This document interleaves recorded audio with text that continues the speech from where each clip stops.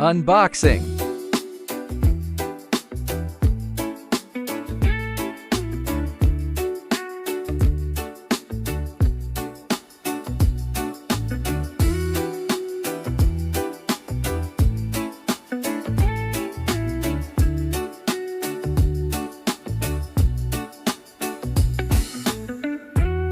Front and back panels, left and right panels. The front and rear panels have slots. The left and right panels are flat. The eccentric wheel is installed with the opening outwards. Install 4 in the same way. Installation is complete. Screw rods are installed on the panels. Install all 4 panels.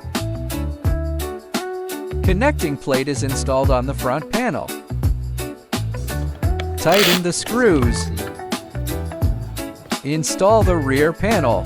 The hole is up. Tighten the screws.